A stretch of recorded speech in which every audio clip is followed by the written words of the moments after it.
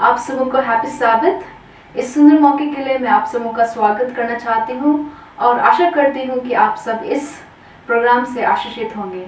इससे पहले कि हम आगे जाएं, आइए हम अपने आंखों को बंद करेंगे और प्रार्थना में जाएंगे। हे खुदावन, हम आपको धन्यवाद करते हैं कि आपने इस सुंदर मौके में हमें लाया है। आपको धन्यवाद करते हैं कि आपने हमें बचा के रखा और इस दिन को देखने के लिए दिया है खुदावन। और हम जैसे कि आज सबत की शुरुआत में हम आपके पास आते हैं, हमें आशीष और बरकत दीजिए ताकि हम आपका महिमा कर सके और आपके वचन को सुन सके। खुदावन, हमें मदद कीजिए ताकि हम अपने आप को तैयार कर सके आपके दूसरे आगमन के लिए। और हम सबों को आशीष और बरकत दीजिए खुदावन, और हमें हर मुसीबत से बचा के रखे खुदावन, और हमें आशीष और बरकत दीजिए खुदावन। जैसे कि हम अभी प्रोग्राम शुरू करने वाले हैं खुदावन, हमें आशीष और बरकत दीजिए ताकि हम अपने आप को तैयार कर सके आपके वचन के लिए। इस छोटी सी मिनती में आपके बेटे प्रभु यीशु के मसीह के नाम से मांगते हैं, आमीन।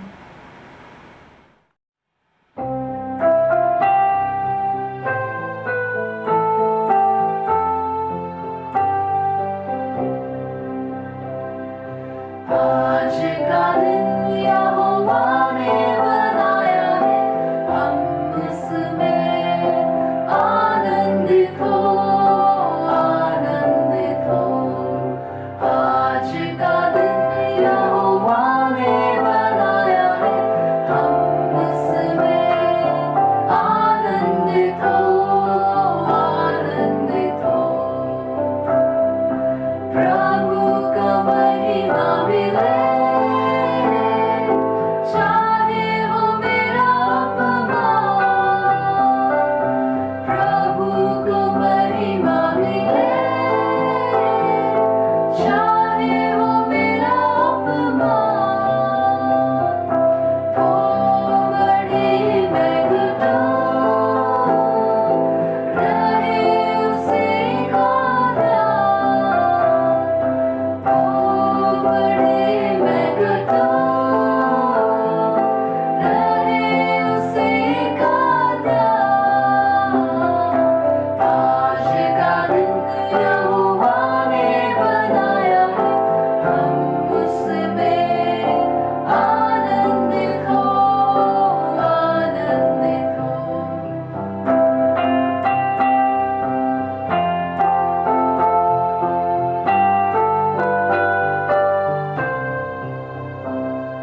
स्तुति प्रशंसा करें, क्यों ना कुछ होता रहे। स्तुति प्रशंसा करें, क्यों ना कुछ होता रहे। उसको हम पाते रहे, चाहे जहाँ भी रहे। उसको हम पाते रहे, चाहे जहाँ भी रहे। आज का दिन यहोवा ने बनाया है, हम उसमें आनंदित हो, आनंदित हो। आज का दिन यहोवा ने बनाया है, हम उसमें आनंदित हो, आनंदित हो। हैप्पी सैबथ आप सब लोग को। यीशु ने हम सब लोग को सुरक्षित रखा है और एक नया सबत दिया है हमारे जीवन में, इसीलिए हम आनंदित हैं और उसका शुक्रिया करते हैं। क्या दे सकता हूँ, क्या ला सकता हूँ, कहता तुझे बस शुक्रिया।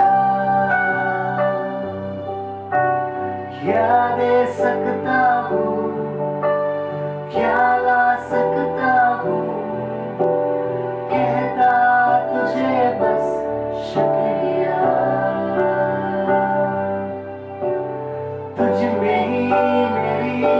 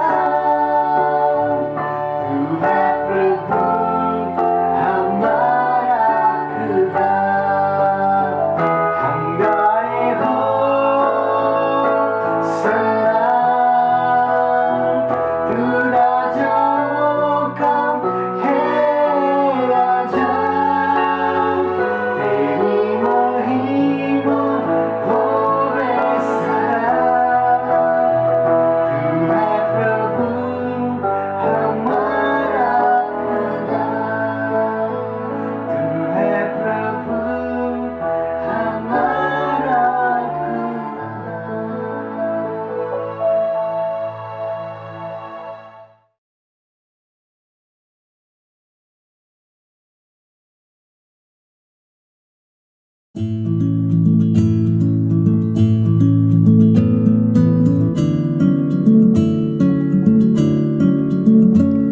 आंचल 8 वर्ष की थी तब वह अपने छोटे से गांव को छोड़कर Varanasi seventh day Adventist school पहुंची।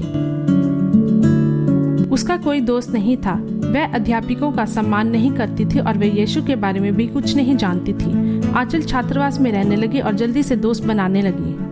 छात्रावास एक सामाजिक स्थान है जहां छात्र खेलते हैं, आराम करते हैं और स्कूल का कार्य करते हैं। बहुत से छात्र बाइबल पढ़ने में समय बिताते थे।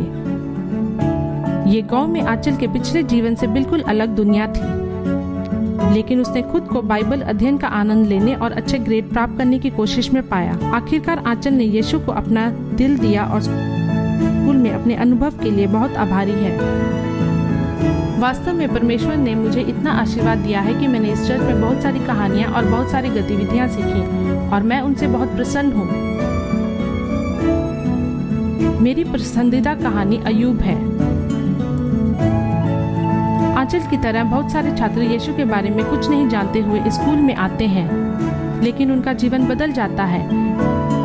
वे एक समग्र सीखने के अनुभव में डूबे हुए हैं। मानव विषयों के अलावा छात्र स्वास्थ्य के बारे में सीखते हैं, मजेदार गतिविधियों में संलग्न होते हैं और अपना स्वादिष्ट भोजन का आनंद लेते हैं। प्रत्येक सैबत छात्र कैंपस में स्थित प्रार्थना सभा के एडवेंटिस्ट हाउस में जाते हैं। वे अक्सर कार्यक्रम में भाग लेते हैं। आंचल और उसके दोस्त मंडली के लिए गाना पसंद करते हैं।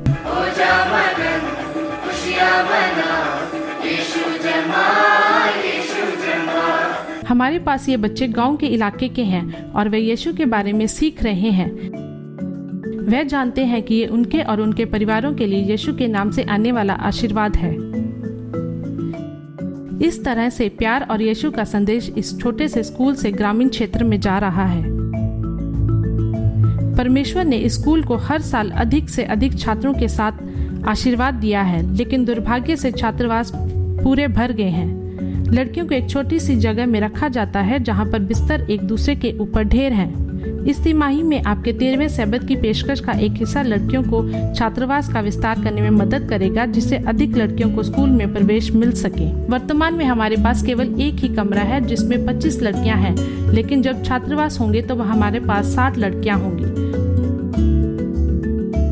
तब हमारे पास 2 गुनी 3 गुनी लड़कियां पढ़ सकेंगी। इस तरह से हम अपने स्कूल में अधिक छात्रों को शिक्षित करेंगे। कृपया वाराणसी 7 डे स्कूल के लिए प्रार्थना करें। प्रार्थना करें कि शिक्षक और छात्र प्रत्येक अभिभावक के लिए एक सकारात्मक प्रकाश बन सके, जैसे वे आंचल के लिए थे। कृपया विचार करें कि आप स्कूल में लड़कियों की मदद के लिए क्या कर सकते हैं। इस तरह की परियोजनाओं का समर्थन करने के लिए धन्यवाद। मिशन की पेशकश का समर्थन करने के लिए धन्यवाद।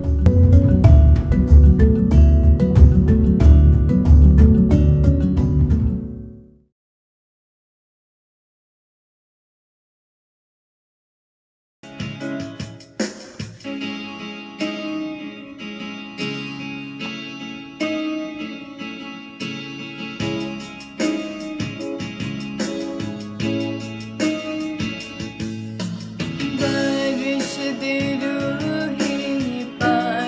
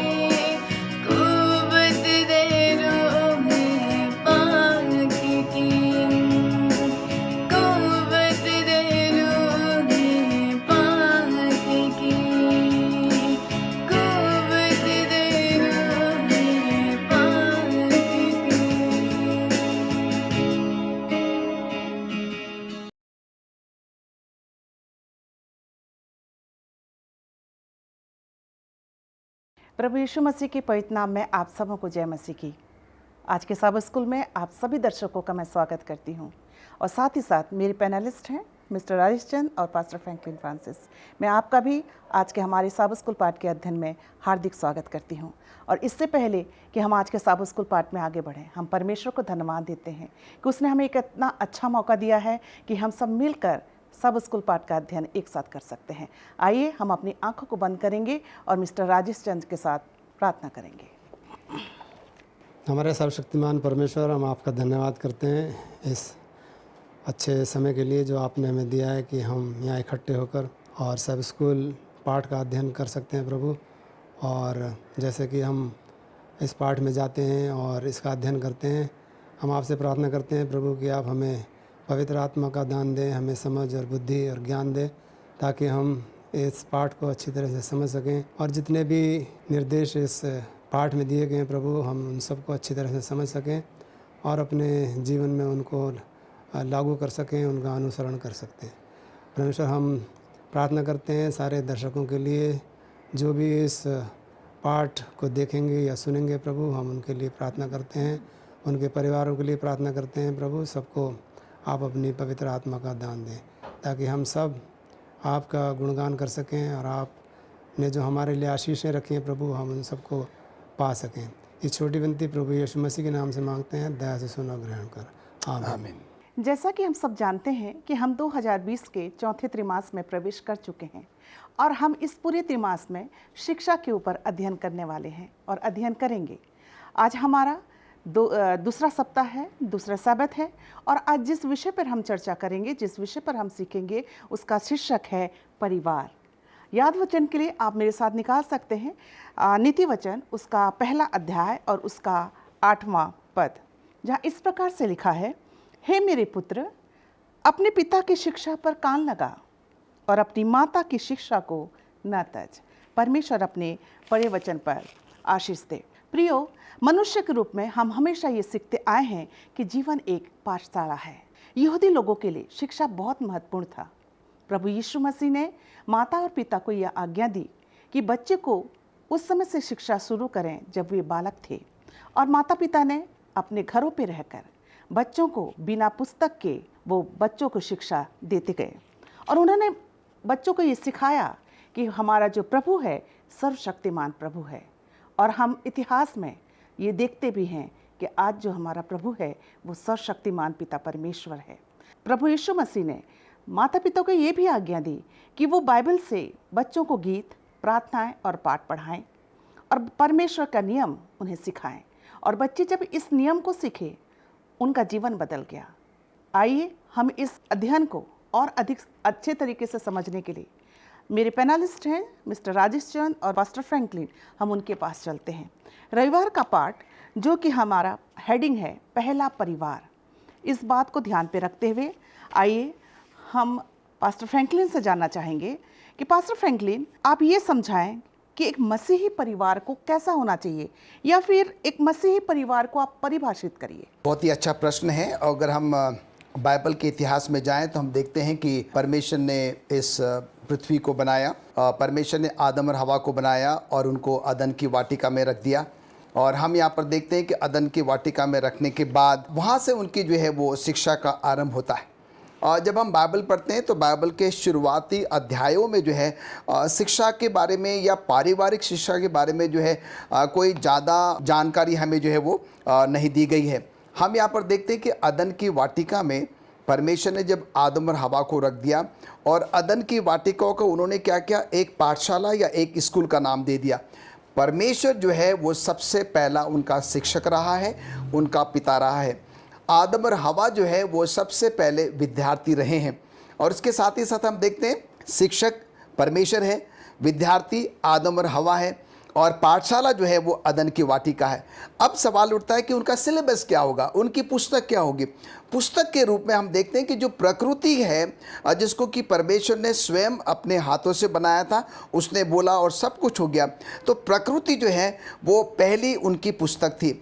उसके साथ ही साथ हम यहाँ पर देखते हैं कि परमेश्वर ने क्या किया, उनको अपने पवित्र वचन के बारे में भी बताया कि कैसे जो है वे आने वाले समय के लिए अपने आप को तैयार कर सकते हैं, आने वाले वंशज के लिए, आने वाली पीढ़ी के लिए जो है वो क्या कर सकते हैं, अपने आप को जो है वो तैयार कर सकते हैं। और हम यहाँ पर ये भी देखते हैं कि परमेश्वर ने आदम और हवा को, जो उनके पहले विद्यार्थी हैं, जो पहले उनके स्टूडेंट्स हैं, उनको कैसे उपासना करना है, कैसे उनके अंदर में वो कौशल का जो भाव है, कैसे एक दूसरे से जो है वो मित्रता कायम करनी है, कैसे मसीह के शुभ संदेश को जो है वो लोगों तक क्या करना है, पहुंचाना है या साझा करना है, और कैसे जो है परिवारों के माध्यम से जो है परमेश्वर की सेवकाई जो है वो दूसरों तक जो है वो पहुंचाना है, उसके बारे में उन्होंने क्या किया, आदम और हवा को जो है वो सिखाया।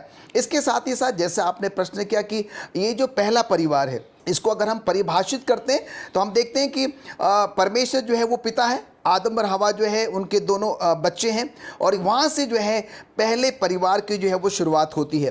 परमेश्वर ने एक पिता होने के नाते, एक शिक्षक होने के नाते उनको जो है जो संसारिक ज्ञान है, जो प्रकृति के द्वारा उनको ज्ञान देना था, वो तो दिया ही दिया। उसके साथ ही साथ परमेश्वर ने क्या किया, उनको जो आत्मिक ज्ञान है, जो आने वाले समय के लिए, आने वाली पीढ़ी के लिए जो ज़रूरी था, वो भी जो है उन्होंने उनको सिखाया। हम देखते हैं कि परमेश्वर ने आदम को ये भी सिखाया कि उनका जो आने वाला उद्धार करता होगा वो प्रभु यीशु मसीह होगा।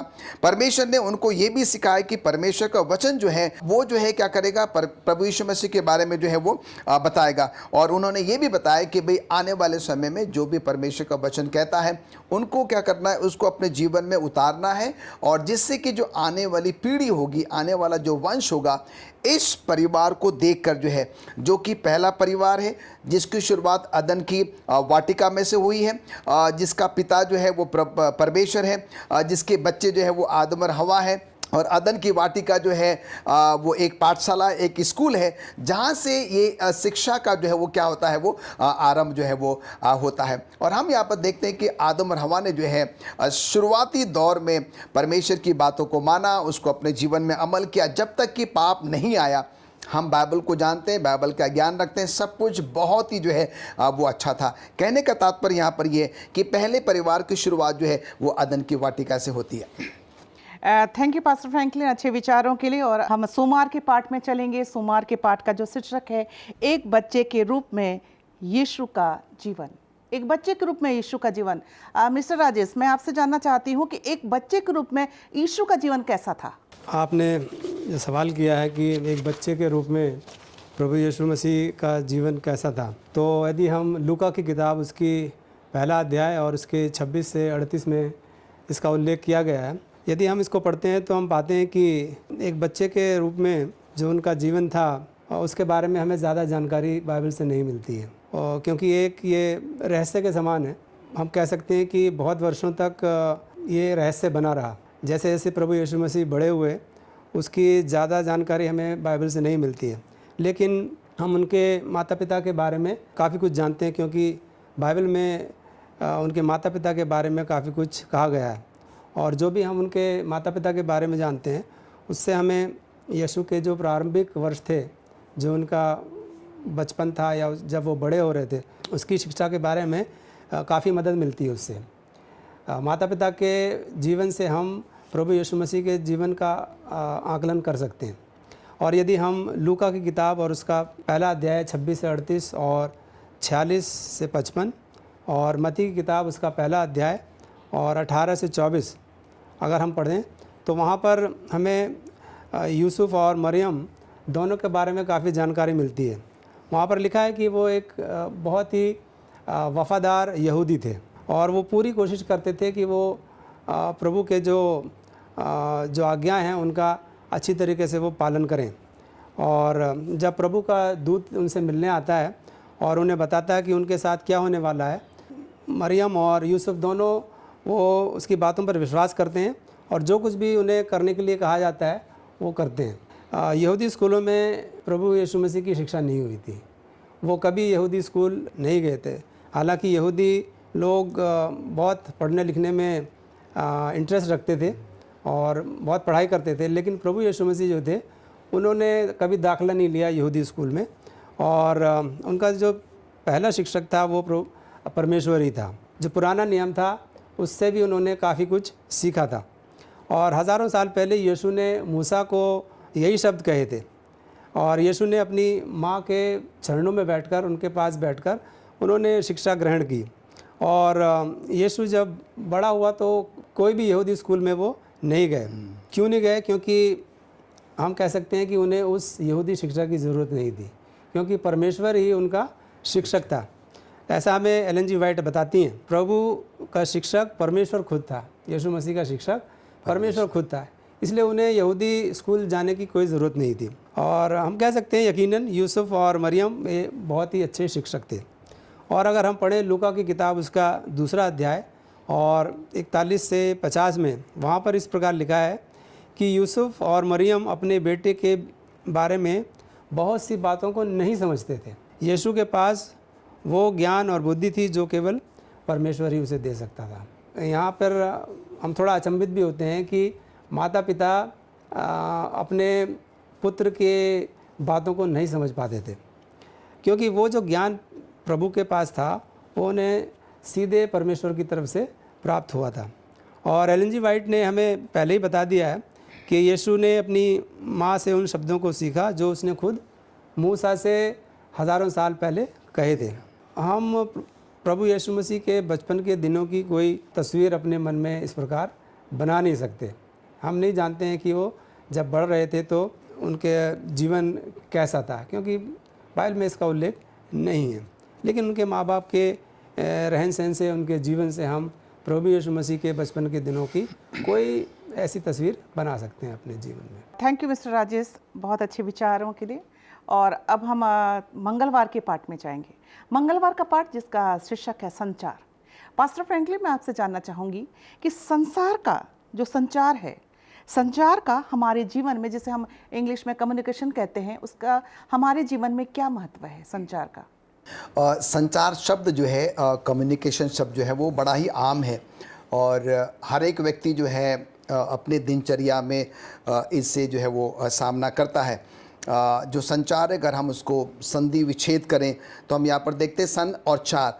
कहने का मतलब यहाँ पर ये है, ये एक या एक से ज़्यादा लोगों का जो समूह है, जो लोग हैं उनके बीच की जो वार्तालाप है, उनके बीच की जो बातचीत है, उसको जो है वो परिभाषित करता है। बताया जाता है कि संचार, जिसको कि अगर हम अंग्रेजी में कम्युनिकेशन कहते हैं, और ये जो कम्युन्यूस एक लैटिन भाषा से ये शब्द बना हुआ है और जिसका अर्थ होता है टू इम्पार्ट, अंग्रेजी में टू इम्पार्ट और टू मेक इट कॉमन। कहने का मतलब ये कि जो आपके पास है आप क्या करें, उसको दूसरे के साथ साझा करते हैं। आपके सोच विचार, आपके भाव, आपके ख्याल, उन सारों को इकट्ठा करके आप क्या करते हैं, उनको अपनी भाषा में, अपने तौर तरीके से क्या करते हैं, वो सब लोगों के साथ सर्व सामान्य बनाते हैं, जिससे कि सामने वाले को ये पता लगता है कि भाई आप उससे जो है वो क्या बातचीत करना मांग रहे हैं। संचार जो है वो एक व्यक्ति के साथ भी हो सकता है। कई बार आपने देखा होगा कि कभी कभी हम अकेले जा रहे होते हैं, या तो हम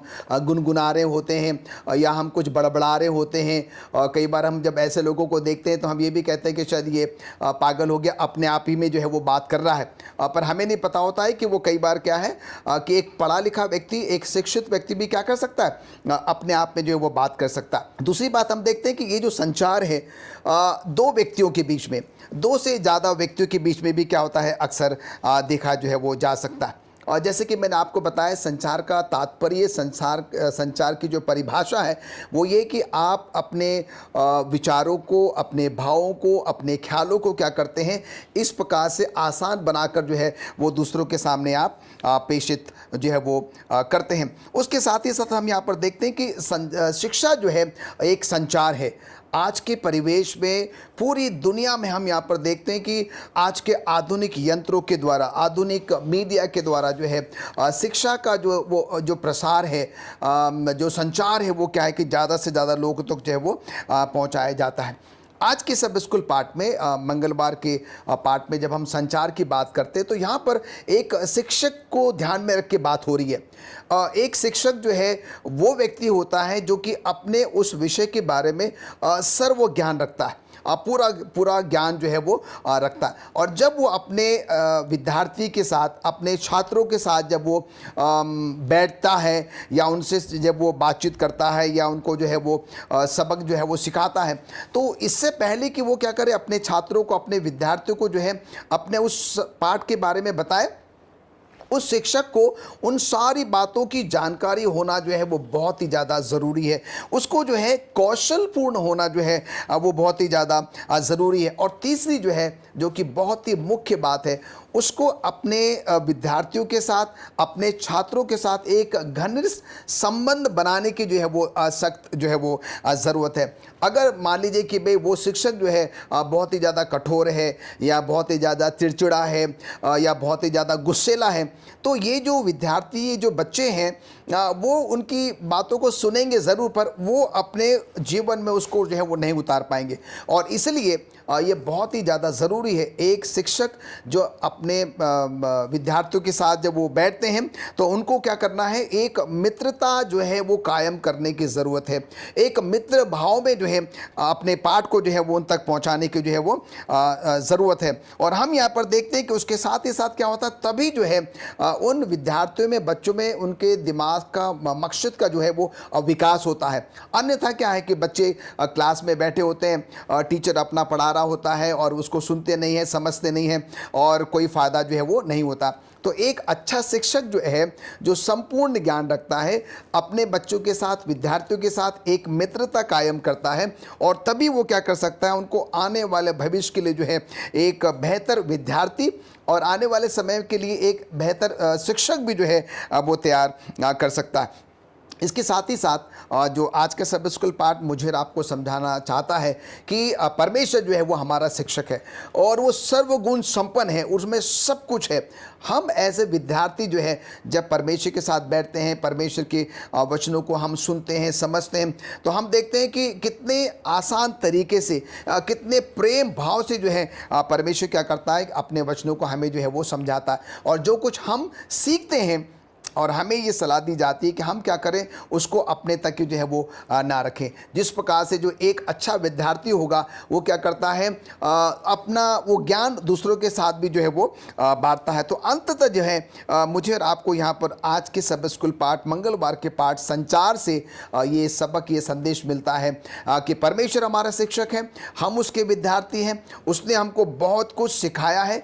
आइए हम उसको अपने तक ना रखते, हम क्या करें, उसको दूसरों के साथ भी साझा करें। और जितना ज़्यादा आप बांटेंगे उतना ज़्यादा क्या होगा कि आपके ज्ञान में उन्नति होगी, विकास होगा और इस प्रकार से जो है आप परमेश्वर के संदेश को लोगों तक जो है वो पहुंचाएंगे। और अंत में सिर्फ एक वाक्य और बोलना चाहूँगा मिसेस एलिस, और वो ये है कि जो मित्रता जो है, एक घनिष्ठ मित्रता हमारे और परमेश्वर के बीच में कायम होना जो है वो बहुत ज़्यादा ज़रूरी है। थैंक यू पास्टर फ्रैंकलिन, बहुत अच्छे विचार थे आपके कि हमारी जो मित्रता है परमेश्वर और हमारी की जो बीच की दूरी है वो कम होनी चाहिए। आइए हम बुधवार के पाठ में चलेंगे, जो कि जिसका शीर्षक है माता पिता के लिए परमेश्वर की योजना। और इसके लिए मैं मिस्टर राजेश चंद से जानना चाहूँगी। मिस्टर राजेश, आप हमें बताइए, माता पिता को अपने बच्चों को किस प्रकार से प्रशिक्षित करना चाहिए और माता पिता के लिए परमेश्वर की क्या योजना है? इससे पहले कि मैं आपके प्रश्न का जवाब दूं, जो भी पास्टर फ्रैंकलिन ने हमें बताया, जो समझाया, उस पर मैं एक छोटी सी टिप्पणी करना चाहता हूं कि पास्टर फ्रैंकलिन ने बताया संचार के बारे में। और यदि हम आज के संदर्भ में इसको देखें तो संचार आजकल बहुत ज़रूरी है। बिना संचार के हमारा जीवन जो एकदम ठप सा हो जाता है, एकदम रुक जाता है। अगर एक दिन भी आप अपना मोबाइल इस्तेमाल नहीं करेंगे तो आपको लगेगा कि हमने कुछ किया ही नहीं। हाँ, तो संचार आज के जीवन में बहुत ज़रूरी है। जैसे आपने प्रश्न किया माता पिता के लिए परमेश्वर की योजना के बारे में, तो हम इसको पढ़ते हैं इफिसियन की किताब, एफिशियंस, हिंदी में इफिसियों किताब, और उसका 6वां अध्याय और 4 पद में हम इसके बारे में पढ़ते हैं। तो यहाँ पर एक बहुत अच्छा निर्देश दिया गया है और वो है ख़ास तौर से, विशेष तौर से पिताओं के लिए। इसमें लिखा है, पिताओं तुम भी अपने बालकों को क्रोध मत दिलाओ, अपने बालकों को क्रोध मत दिलाओ, बल्कि प्रभु से मिली शिक्षा और निर्देशों को देते हुए उनका पालन पोषण करो। तो हमें बहुत अच्छा निर्देश दिया गया है, ख़ास तौर से पिताओं के लिए, कि हमें अपने बच्चों पर क्रोध नहीं करना है, उन्हें क्रोध नहीं दिखाना है, बल्कि जो परमेश्वर ने निर्देश दिए हैं उनको ध्यान में रखते हुए उनका पालन पोषण हमें करना चाहिए। और दूसरा पद मैं यहाँ पढ़ूँगा नीति वचन से। तो यहाँ पर एक नीति वचन 31 और उसके 10वें पद में इस प्रकार लिखा है, भली पत्नी कौन पा सकता है, क्योंकि उसका मूल्य मूंगों से भी बहुत अधिक है। तो पत्नी के बारे में यहाँ पर ख़ास तौर से बोला गया है, और पत्नी जो है वही आगे जाके माँ बनती हैं। माता पिता के पास एक बहुत बड़ा काम है।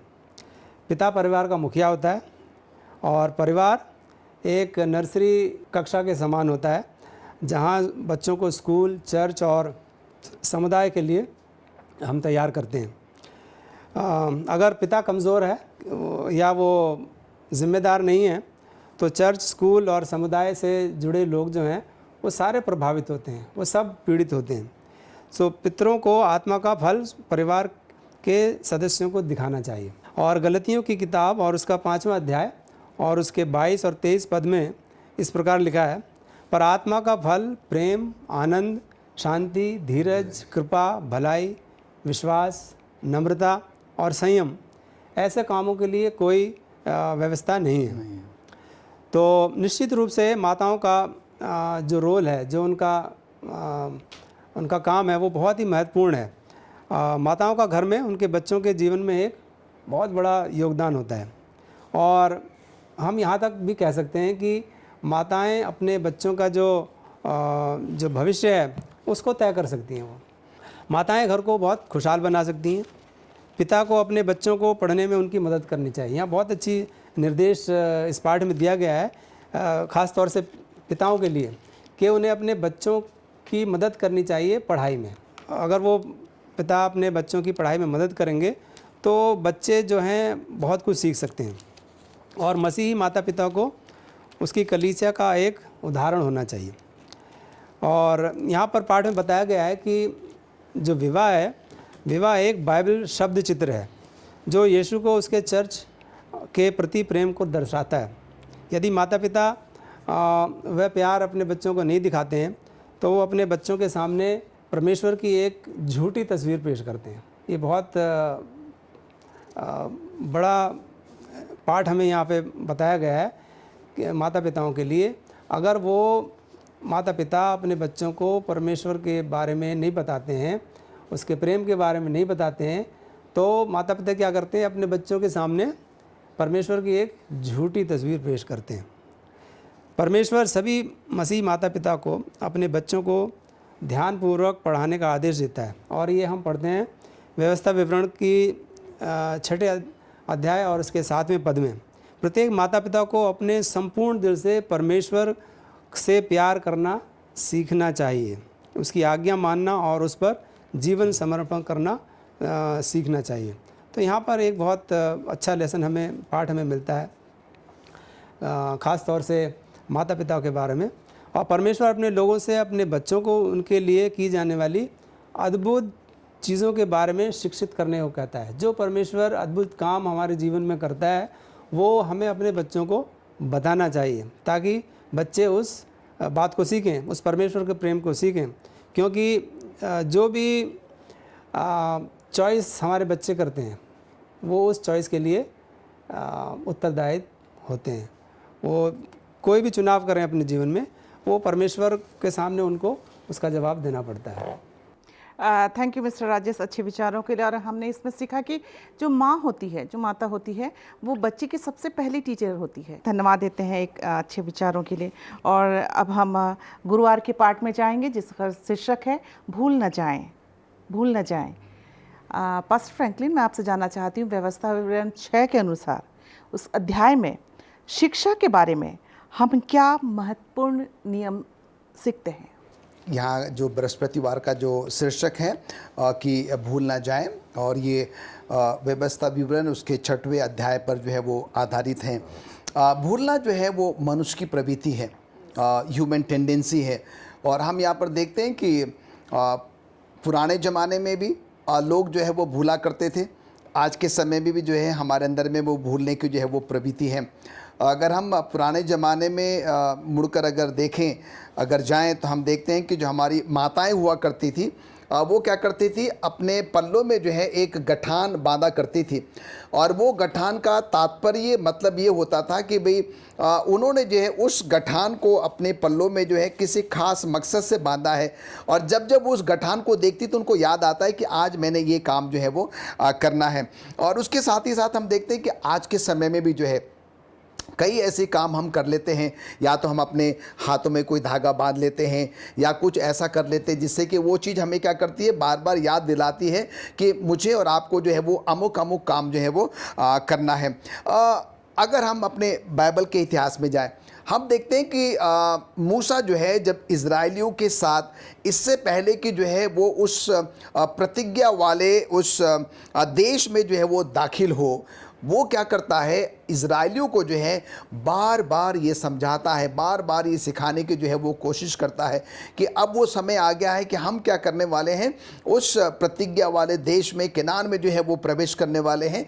और इसलिए जो है इससे पहले कि हम उस प्रतिज्ञा वाले देश में प्रवेश करें, मैं आप सबको ये बताना चाहता हूँ, सिखाना चाहता हूँ कि हमें क्या करना है, उन सारी बातों को जो है जो परमेश्वर ने हम सब के जीवन में की हैं, हम क्या करें उसको ना भूलें। उन सारे उपकारों को, उन सारे आशीषों को जो है, उन सारे नियम कायदे कानून को जो है जो कि मूसा की किताब में लिखे थे, वो चाहते थे कि क्या करें, जो इज़राइली हैं वो उन बातों को जो है वो ध्यान में रखे, उस पर जो है वो चले। क्योंकि मूसा ये जानता है कि इज़राइली लोग जो हैं बार बार क्या होते थे, वो उन्हीं गलतियों को दोहराते थे। इसका मतलब ये होता है कि वो भूल जाते थे, और इसलिए वो चाहता था कि इससे पहले वो जो उस प्रॉमिस लैंड में प्रतिज्ञा वाले देश में प्रवेश करें, वो क्या करें, उन सारी चीज़ों को जो है वो मनन करें, ध्यान करें, और उन गलतियों को जो है वो ना दोहराएं। मैं चाहता हूं कि आप मेरे साथ अपनी बाइबल खोलें। हम यहाँ पर जो है व्यवस्था विवरण उसके 6वें अध्याय के हम 4थे पद से जो है चंद आयतें यहाँ पर जल्दी से जो है वो देखेंगे। व्यवस्था विवरण उसका 6वां अध्याय और उसके 4थी आयत से या पद से, हे इज़राइल सुन, यहोवा हमारा परमेश्वर है, यहोवा एक ही है। तू अपने परमेश्वर यहोवा से अपने सारे मन और सारे जीव और सारी शक्ति के साथ प्रेम रखना, और ये आज्ञाएं जो आज तुझको सुनाता हूँ वे तेरे मन में बनी रहे, और तू इन्हें अपने बाल बच्चों को समझाकर सिखाया करना, और घर में बैठे मार्ग पर चलते लेटते उठते इनकी चर्चा किया करना, और इन्हें अपने हाथ पर चिन्ह के रूप में बांधना, और ये तेरी आंखों के बीच टीके का काम दे, और इन्हें अपने अपने घर की चौखट की बाजुओं और अपने फाटकों पर लिखना। तो ये जो आयतें हैं, हम ऐसे पेरेंट्स जो है हमें ये सलाह दी जाती है कि हम क्या करें, अपने बच्चों को जो है वो शिक्षा दें, वो तालीम दें। जो है अक्सर जब बच्चे अपने घर में होते हैं तो हमें क्या करना, खास तौर से जो माएँ होती हैं, माताएँ होती हैं, उनको ये सलाह दी जाती है कि वो क्या करें, क्योंकि ज़्यादा से ज़्यादा समय वो अपने बच्चों के साथ व्यतीत करती हैं, उठते बैठते चलते फिरते लेटते वो क्या करें, उनको जो है वो परमेश्वर के वचनों को क्या वो समझाए सिखाए और वो जो है बताएं।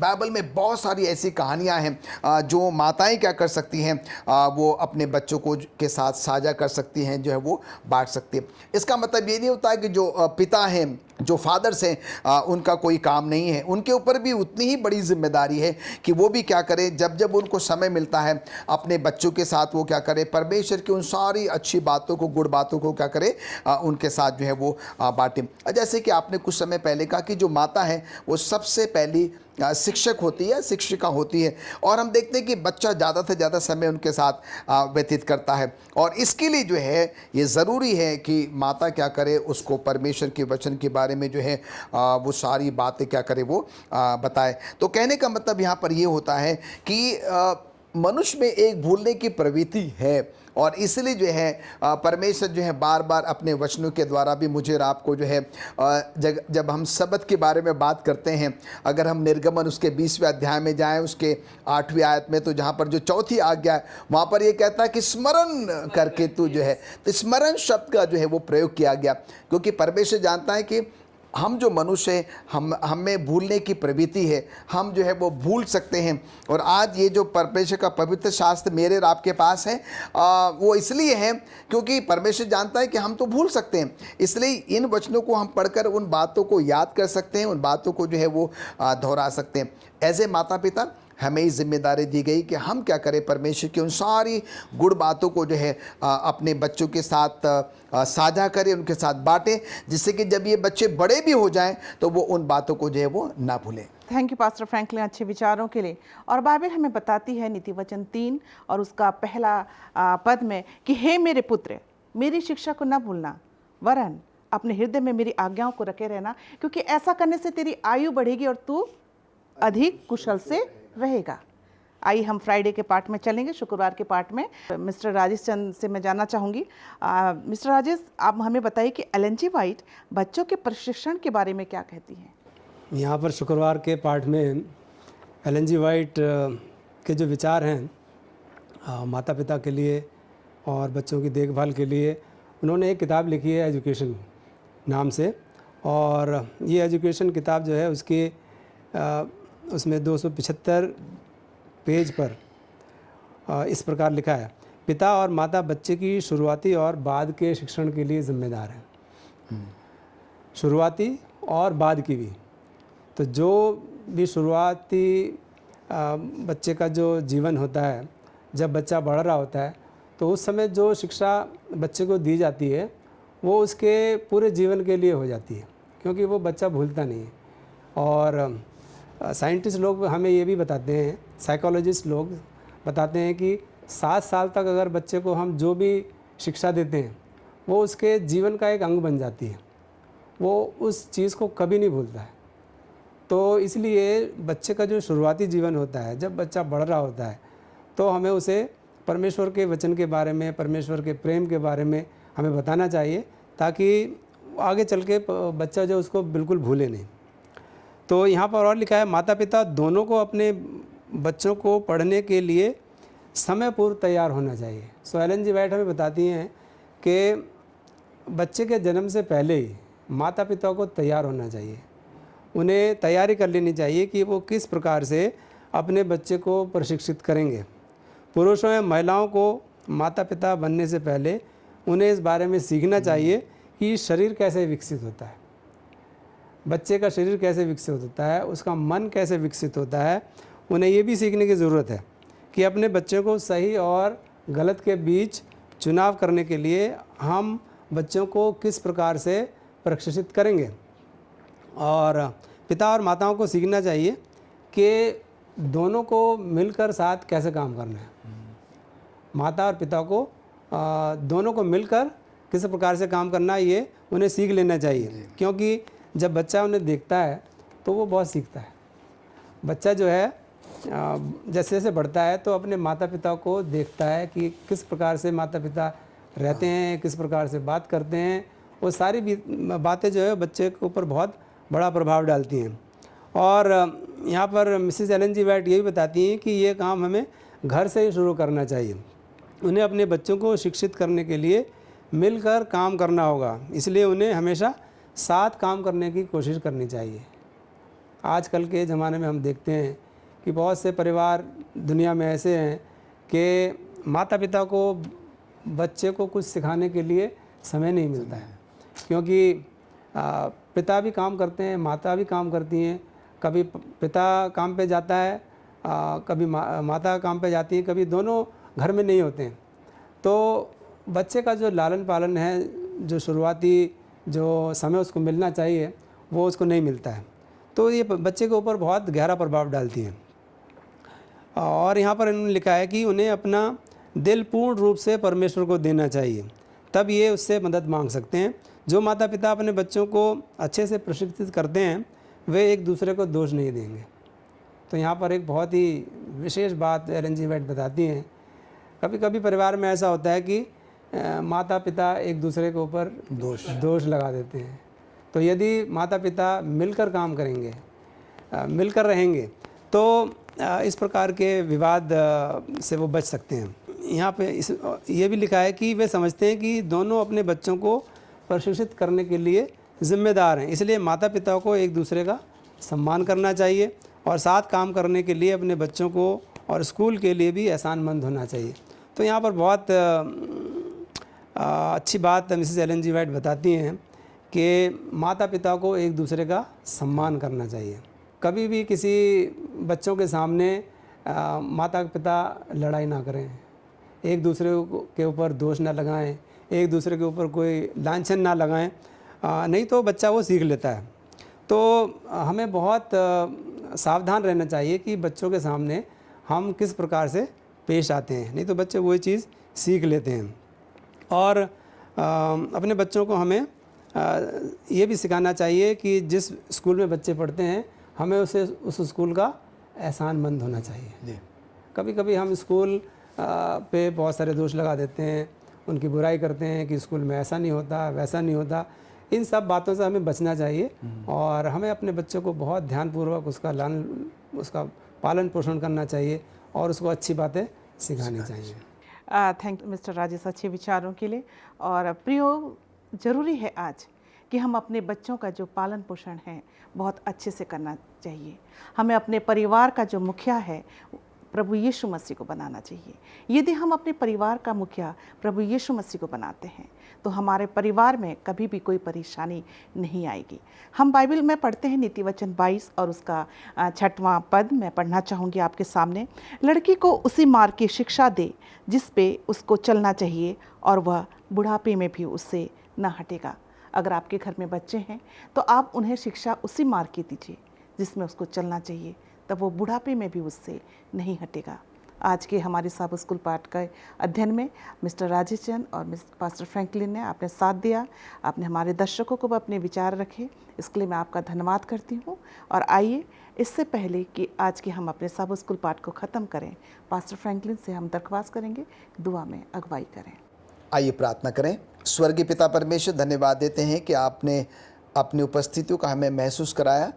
धन्यवाद देते हैं पिता परमेश्वर आज के अच्छे सब स्कूल पाठ के अध्ययन के लिए। धन्यवाद देते हैं हमारे अजीज़ों के लिए जिन्होंने कि अपने अपने घरों में बैठकर प्रभु आज के इस पवित्र सबत में आपके सब स्कूल पाठ को सुना है। प्रभु, हम आपसे यही विनती करते हैं कि जो कुछ भी प्रभु बोला गया है हमारे द्वारा, और वो हम चाहते हैं कि हमारे व्यक्तिगत जीवन में, हमारे पारिवारिक जीवन में, हमारे कलीसिया जीवन में प्रभु हम उसको अमल में लाने वाले बन सकें। और विशेष करके प्रभु, जब इस पूरे त्रिमास में हम शिक्षा के ऊपर आधारित संदेश सुनते हैं, परिवार के रूप पर आधारित संदेश सुनते हैं, प्रभु हमारी मदद करें कि हम आपके वचनों के अनुसार चलने वाले बन सकें। पिता परमेश्वर, धन्यवाद देते हैं कि आपने हमारी प्रार्थनाओं को सुना है। प्रभु यीशु मसीह के नाम से मांगते हैं, आमीन।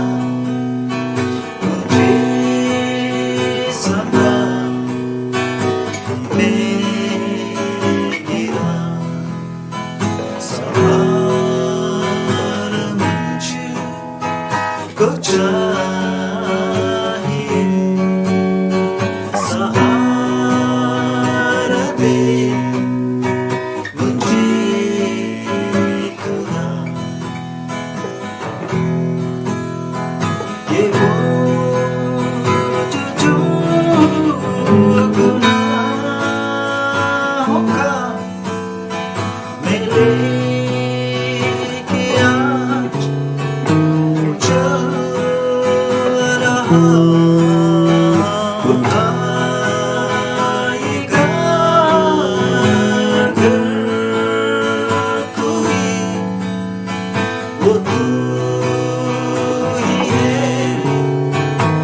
हे खुदा मुझे संभाल कि मैं गिरा, मुझे संभाल मैं गिरा, संभाल मुझको चाहिए,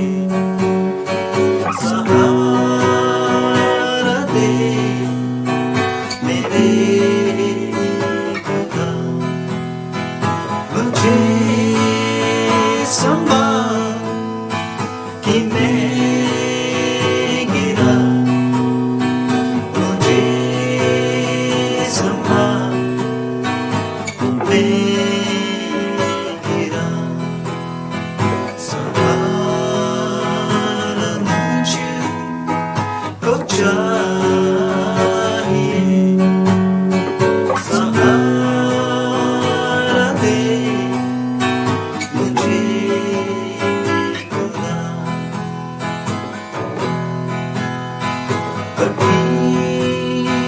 तेरा सदैव बहुत हरेक मोड़ पर खतर,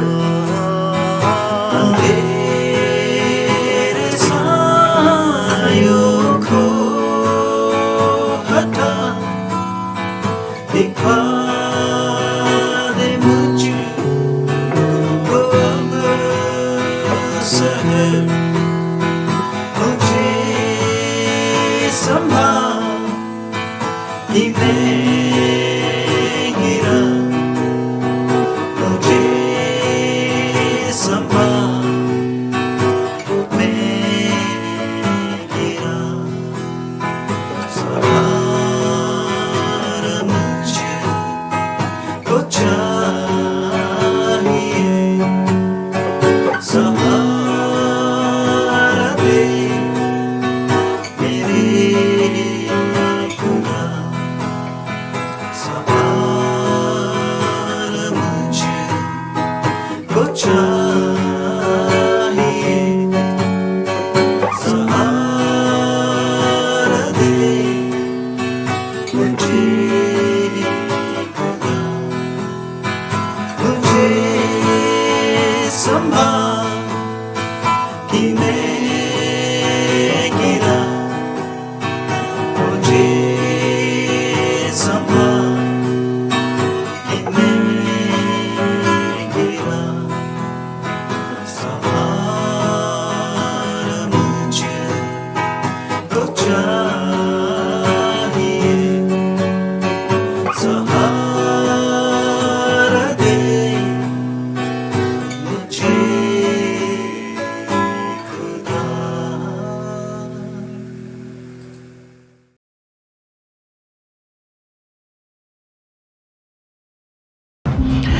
प्रभु यीशु मसीह के मधुर और पवित्र नाम में एक बार फिर मैं अपने सभी श्रोतागणों का धन्यवाद करना चाहूँगा जिन्होंने आज तक इन संदेशों को सुना और सुनने के बाद जो है उसकी आशीष प्राप्त की।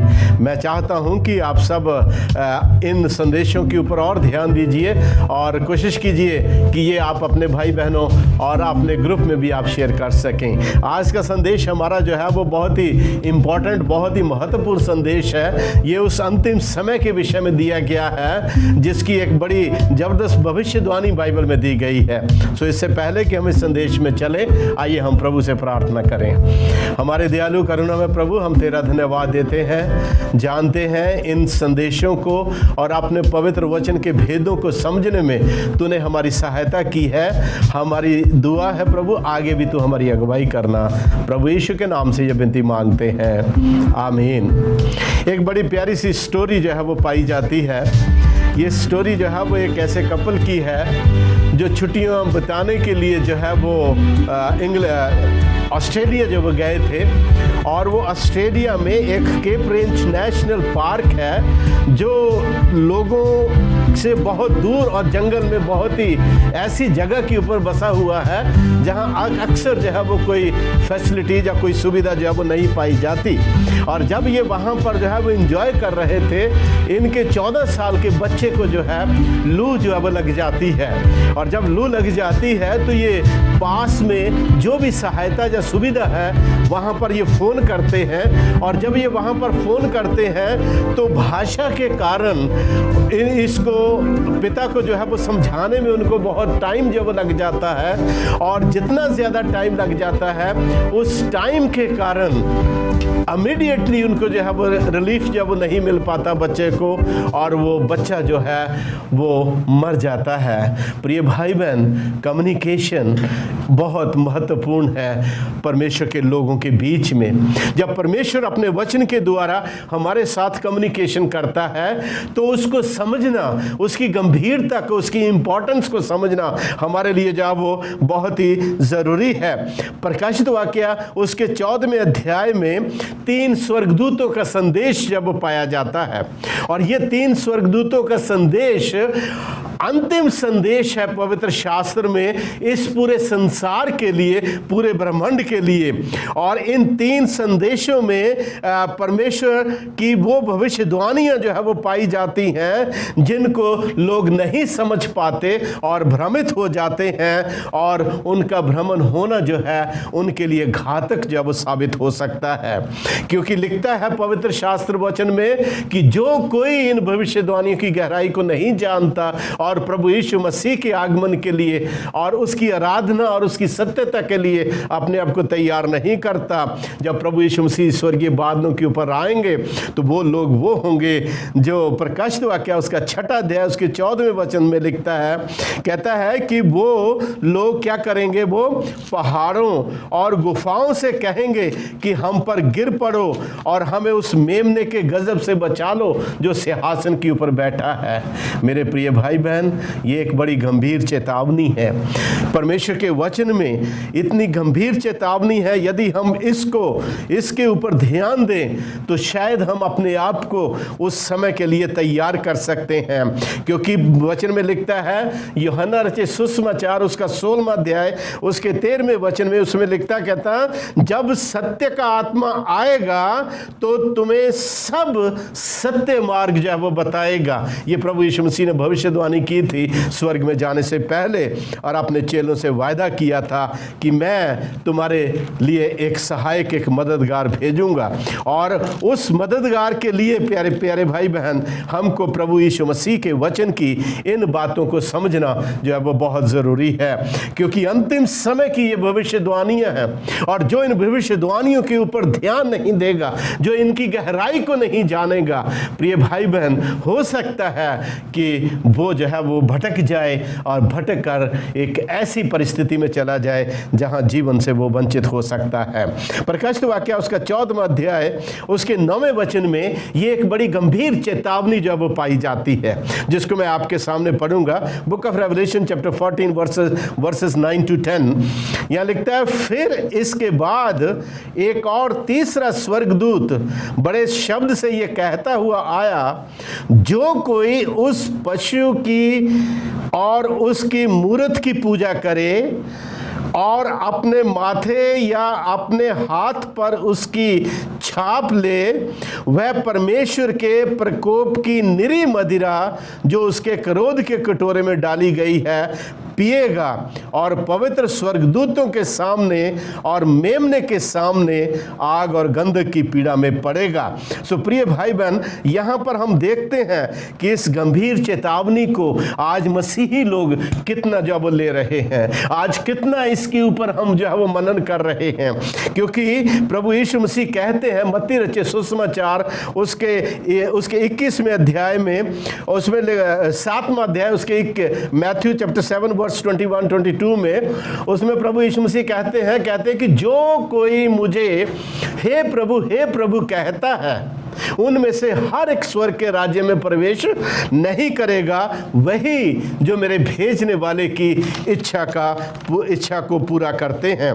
सो प्रिय भाई बहन, ये बड़ा ज़रूरी है कि हम परमेश्वर की इच्छा हमारे लिए क्या है उसके ऊपर हम ध्यान दें। और प्रकाशित वाक्य 14वें अध्याय में परमेश्वर अपनी इच्छा बताता है। वो कहता है कि एक ताकत है, एक शक्ति है जो सत्य के विरुद्ध में है, और उसने अपना साम्राज्य जब सत्य के पैरेलल उसने जो है वो अपना साम्राज्य जो स्थापित किया है, और वो चाहता है कि स्वर्ग के परमेश्वर प्रभु यहोवा सृष्टिकर्ता इस संसार के बनाने वाले परमेश्वर को छोड़कर जो है उसकी आराधना और उसकी भक्ति और उसकी पूजा जो है वो उसकी पूजा की जाए।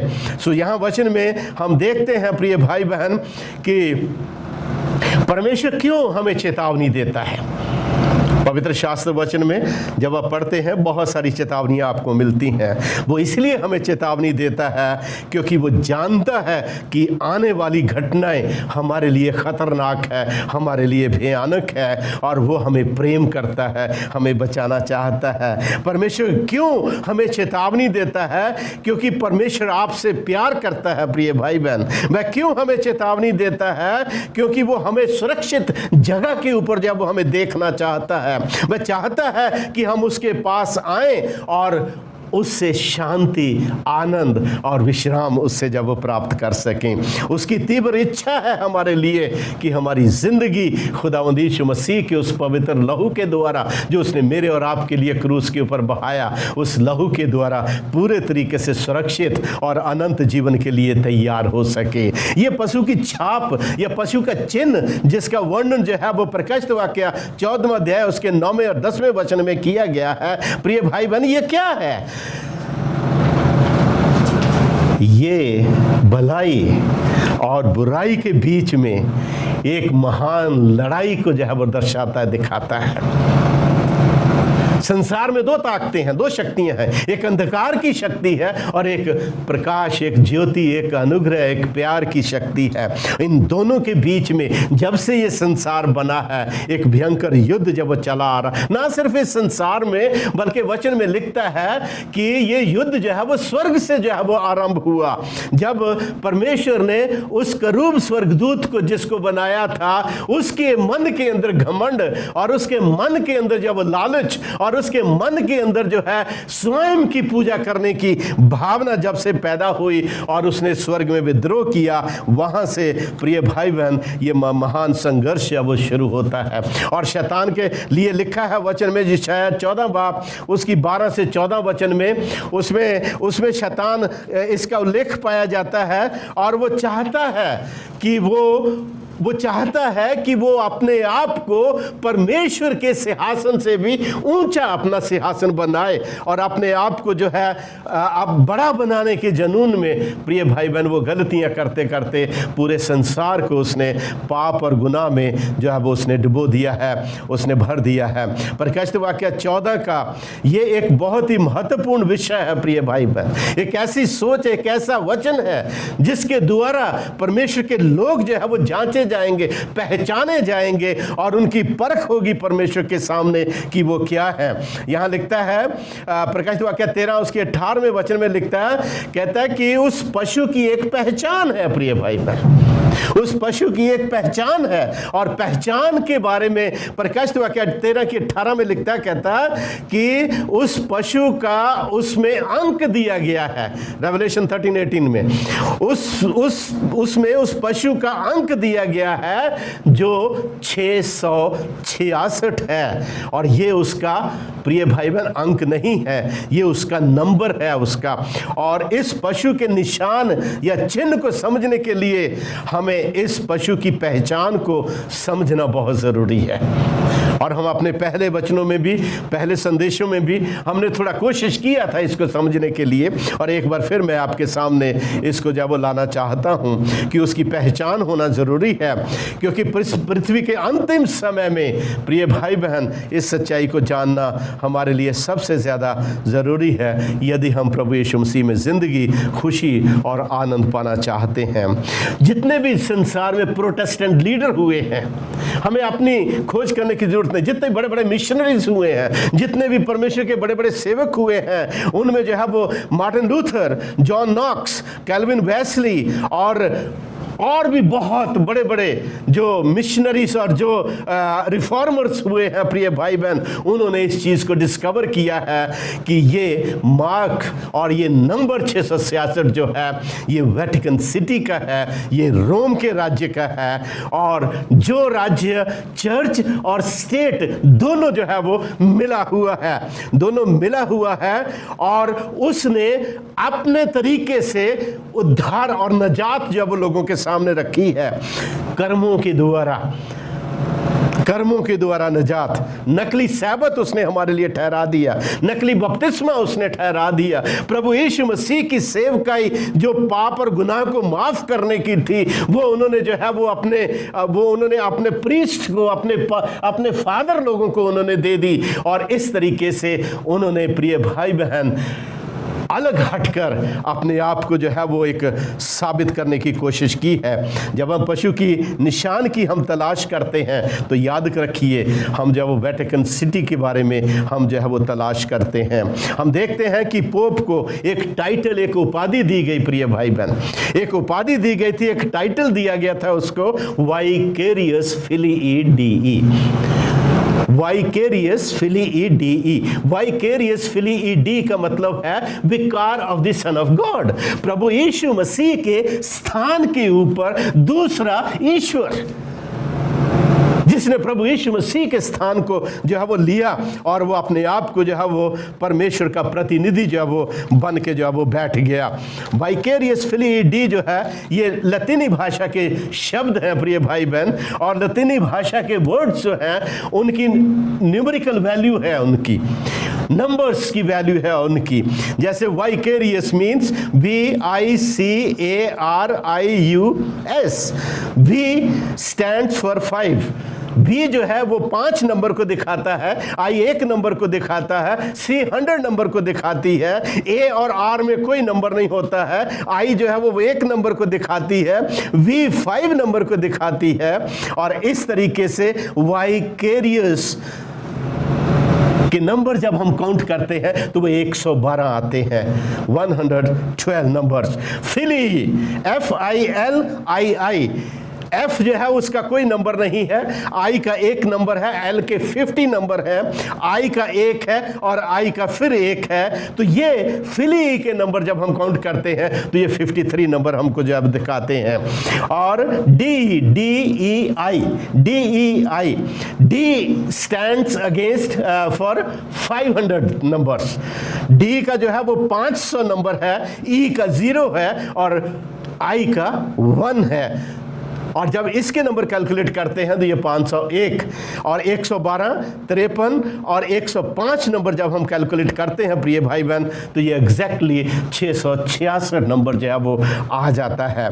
क्योंकि अंतिम दिनों का विषय आराधना से जुड़ा हुआ है, अंतिम दिनों का विषय जो है वो विश्वास के साथ जुड़ा हुआ है। इसलिए ये नंबर जो है ये भी एक ऐसे ग्रुप और एक ऐसे चर्च और एक ऐसी कलीसिया को दर्शाता है जिसका जिक्र जो है पवित्र शास्त्र वर्ण में, बाइबल में हम जो है वो देखते हैं। प्रकाशित वाक्य उसका book of Revelation chapter 13 verse 4 and 3 and 4 में हम देखते हैं। आइए हम इसको पढ़ेंगे। यहां लिखता है, कहता है कि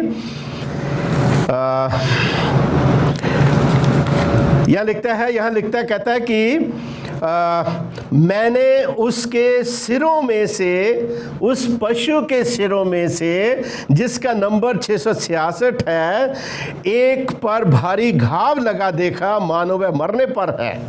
फिर उसका प्राण घातक घाव अच्छा हो गया और सारी पृथ्वी के लोग, ध्यान दीजिएगा, सारी पृथ्वी के लोग वचन में लिखता है, कहता है कि अचंभा करते हुए उसके पीछे पीछे हो लेते हैं। तो यहाँ पर हमें पता चलता है कि ये विश्वास और ये पशु और इसकी सल्तनत, इसका राज्य जो है वो एक धर्म से जो है वो संबंध रखता है। और वचन में लिखता है, कहता है इसकी 8वीं आयत में यदि हम देखते हैं और उसमें लिखता है, इसकी 8th वर्ष में लिखता है 13:8 में, उसमें लिखता है, कहता है पृथ्वी के वे सब रहने वाले जिनके नाम उस मेमने के जीवन की पुस्तक में लिखे नहीं गए, जो जगत की उत्पत्ति के समय से घात हुआ है, उस पशु की पूजा करेंगे, उस पशु की आराधना करेंगे। जिसके कान हो वो सुन ले। प्रिय भाई बहन, उस पशु की आराधना जो है वो किस तरीके से वो करेंगे, ये हम आज जो है वो कोशिश करेंगे इसको डिस्कवर करने की। प्रकाशित वाक्य उसका 7वां अध्याय उसके 3रे वचन में लिखता है, उसमें लिखता है, कहता है कि परमेश्वर कहता है जब तक हम अपने परमेश्वर के दासों के माथे पर मोहर न लगा दें, तब तक पृथ्वी और समुद्र और पेड़ों को हानि ना पहुंचाना। परमेश्वर की एक मोहर है, परमेश्वर का एक जो वो चिन्ह है जो परमेश्वर अपने लोगों के ऊपर लगाता है। जैसे परमेश्वर अपने लोगों के ऊपर एक मोहर लगाता है, एक चिन्ह लगाता है, उसी तरीके से इस पशु का राज्य जो है वो भी अपने लोगों के ऊपर एक चिन्ह लगाता है, एक साइन जो है वो लगाता है। प्रिय भाई बहन, और हम देखते हैं कि परमेश्वर का अधिकार चिन्ह जो वो क्या है, हम उसके ऊपर थोड़ी देर बातचीत करेंगे।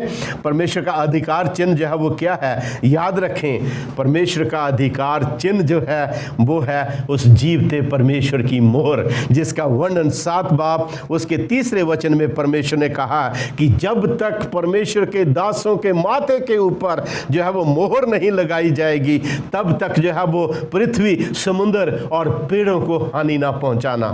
परमेश्वर उन स्वर्गदूतों को जो चारों दिशाओं की घटनाओं को थामे हुए हैं, प्रभु उनको कहते हैं कि रुको जब तक मोहर नहीं लग जाती है।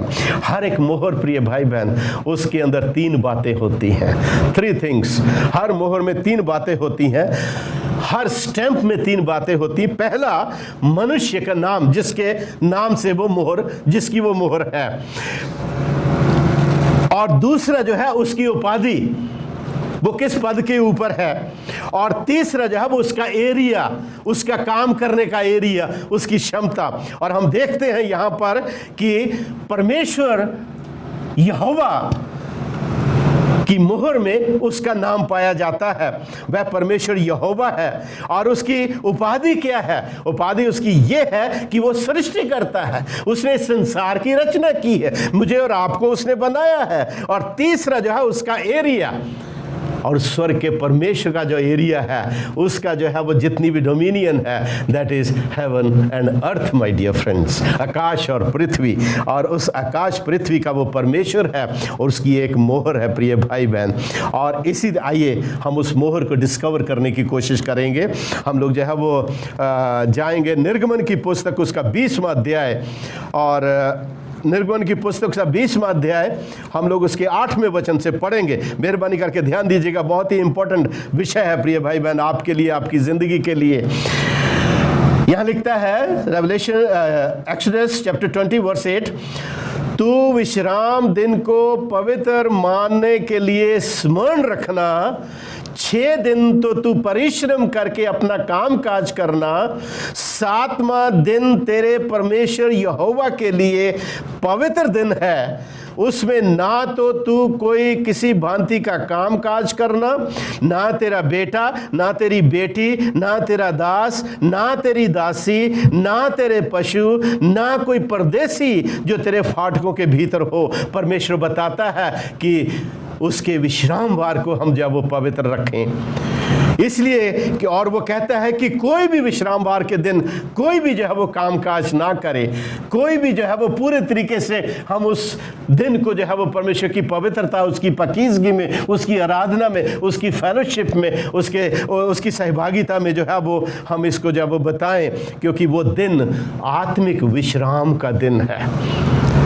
शारीरिक विश्राम अलग है, आत्मिक विश्राम अलग है, जिसमें हम अपनी आत्मा को, अपनी सोच को विश्राम देकर अपना ध्यान, अपना मनन, अपना पूरी तरह अपना संबंध अपने प्रभु यीशु मसीह के साथ बना के जो है वो रखते हैं।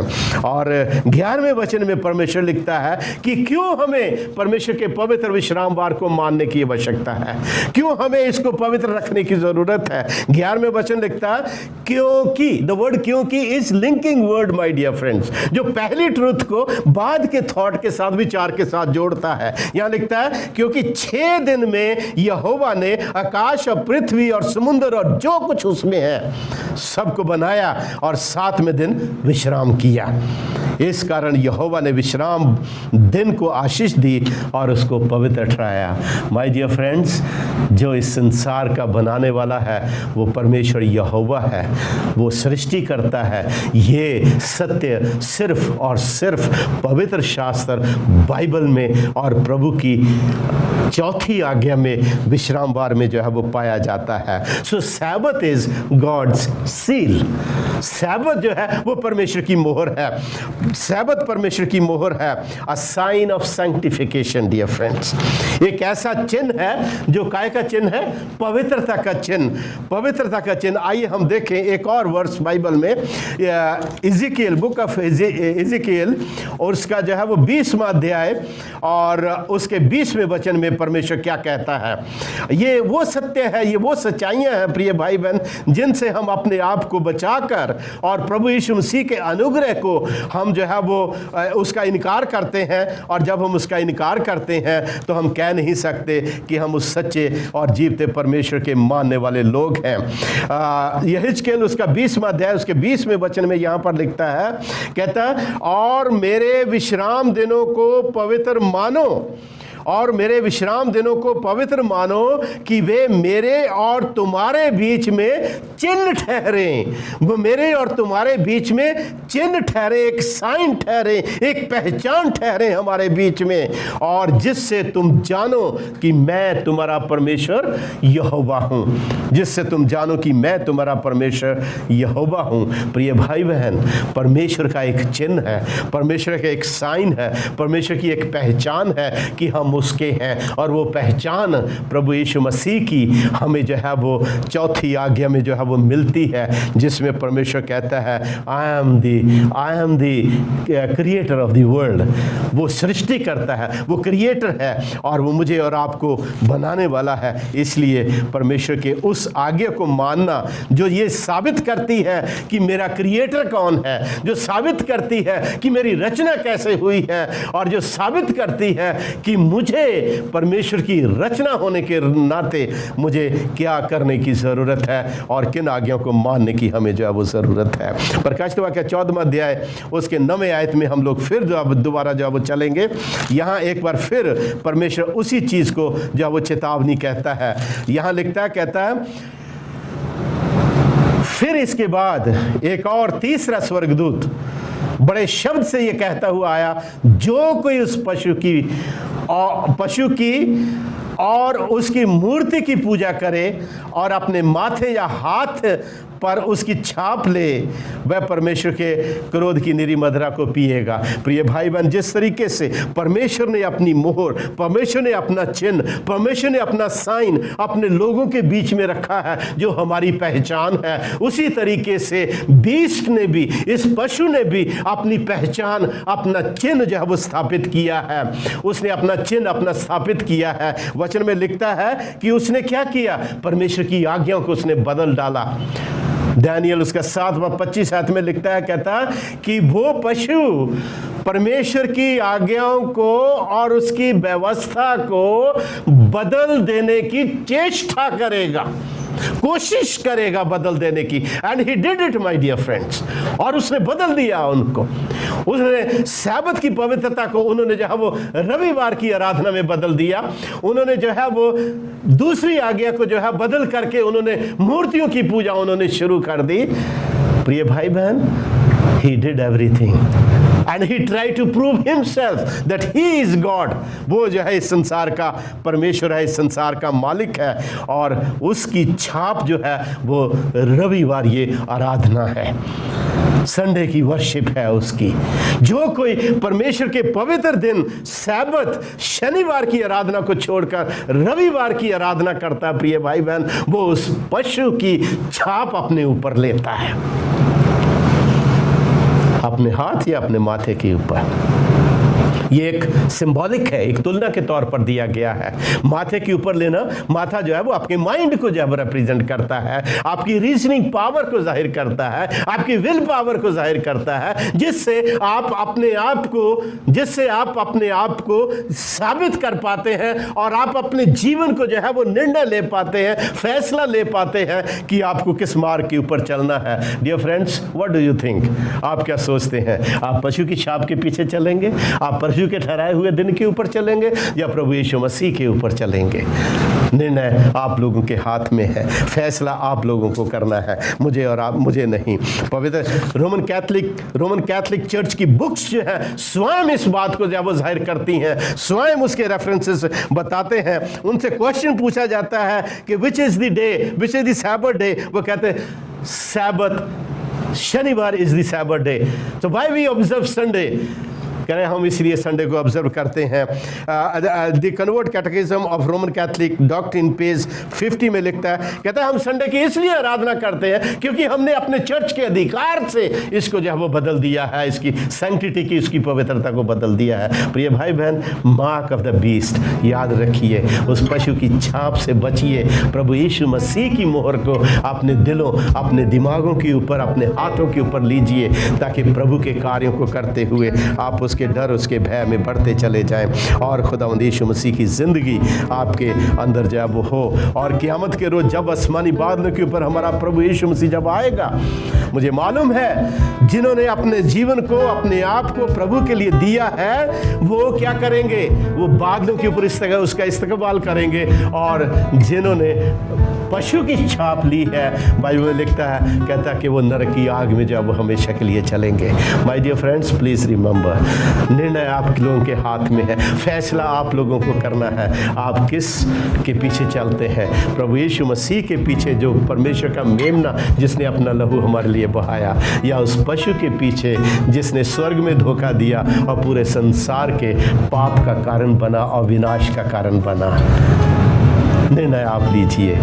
मैं चाहता हूँ आप इन संदेशों को ध्यान से सुनिए और आप जो है इन संदेशों को इस्तेमाल कीजिए, ताकि औरों को भी बताइए, ताकि परमेश्वर आपकी सहायता करे और उसका आत्मा आपकी अगुवाई करे कि आप इन संदेशों को अपने जीवन में उतार कर प्रभु यीशु मसीह के अनंत जीवन को प्राप्त कर सकें। आइए प्रार्थना करें। दयालु प्रभु, तेरा धन्यवाद देते हैं, तेरी आशीष, तेरे अनुग्रह के लिए, इन संदेशों के लिए प्रभु जी जो हम सीख रहे हैं।